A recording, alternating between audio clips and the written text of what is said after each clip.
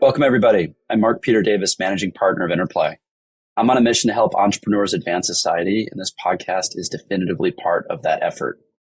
Today, we've got Phuong back for her first appearance in 2024, providing some wisdom and great insight about how to effectively conduct user testing once you get the MVP built.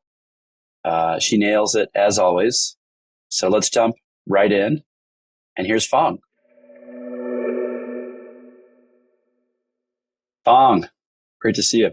Hey, how did we get 2 months into this year and you've somehow weaseled out of doing any podcasts so far? How did that happen? I don't know. I wasn't asked. So I kind of feel like you had other stuff going on or other guests, other partners that had better things to say. I think we got to talk to the producer, Will. Will is the person who's responsible for everything at Interplay.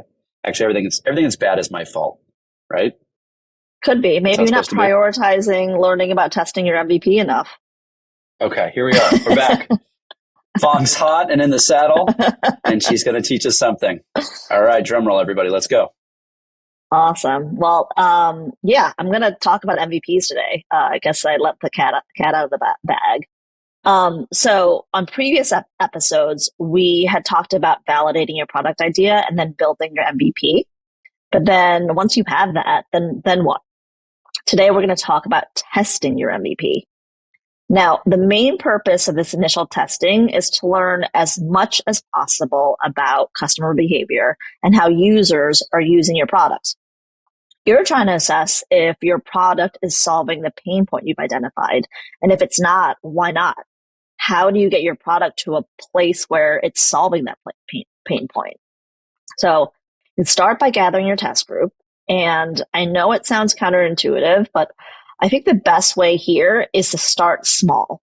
Having a small number of users who really love your product is better at this early stage than having a lot of people who just kind of like your product or, are using it, but like not really.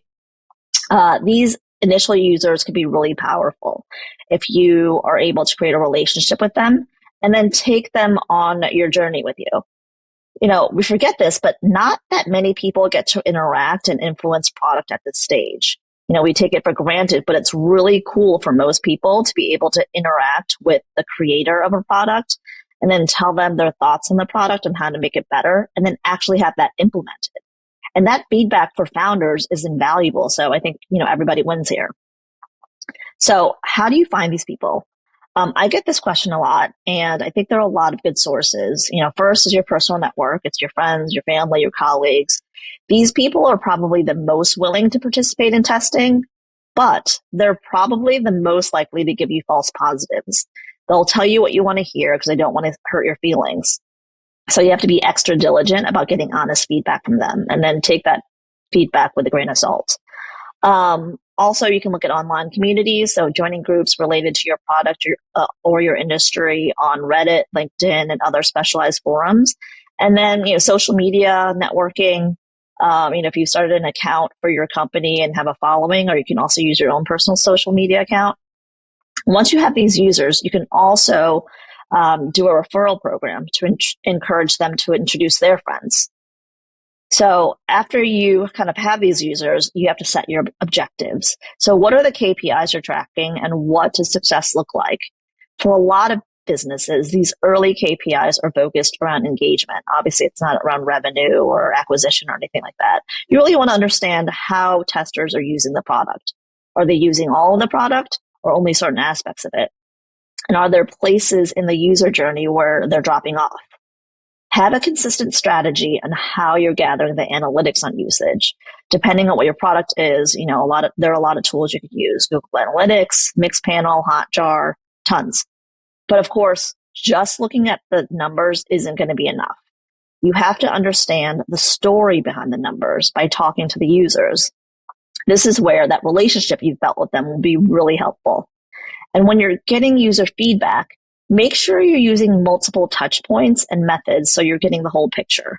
So this could be, more intimate interactions like observing them while they're using the product. And when they're doing this, do it a couple of times with each person. Do it the first time, like don't say anything, don't interfere, So you can get a real sense of how they're interacting with the product. Then kind of do another round where you're asking them questions as they're moving through the journey, so you understand why they're doing what they're doing and what they think about each part of the product. And then depending on the number of users you have, you can also layer in interviews and surveys. And these can range from a handful of questions. You don't really want to ask them too many questions because people just won't do it.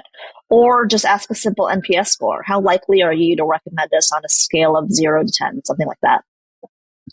Then using all this information, assess what's working and what's not working in your MVP. Is it solving the pain point? If not, what features does it need in order to do so? Identify the changes that you need and iterate on your product so it addresses what the customer wants. Then the last thing I want to say about this is that in this iteration stage, remember, you're iterating on the product. And that seems obvious because we've been talking about this for the last 2 minutes.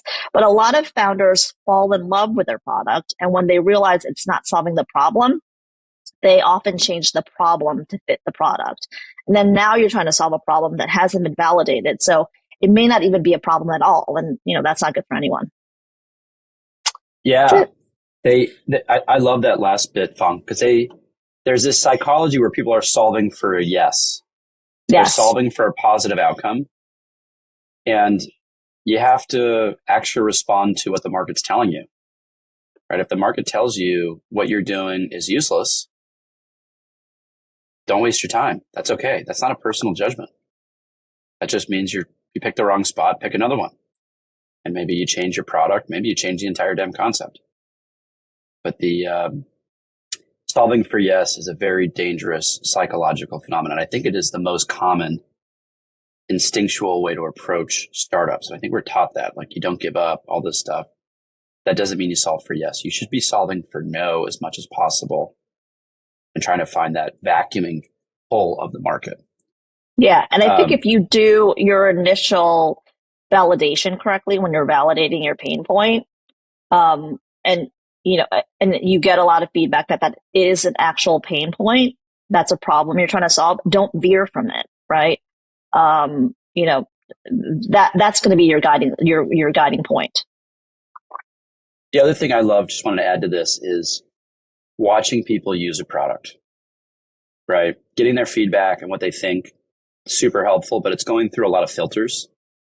If you just sit quietly, don't interrupt, don't say anything, don't even answer their questions, and just watch them use the product, you'll pretty quickly figure out what you got wrong and what's useful and what's not. Anyway, Phuong, awesome session. As always, welcome back and thank you. All right, Phuong, on point as always. I think Phuong's basically writing a book on how to build a company through all these segments. Maybe that'll be a montage down the road. Anyway, thank you for listening, and we'll catch you again next week. Hope you're well.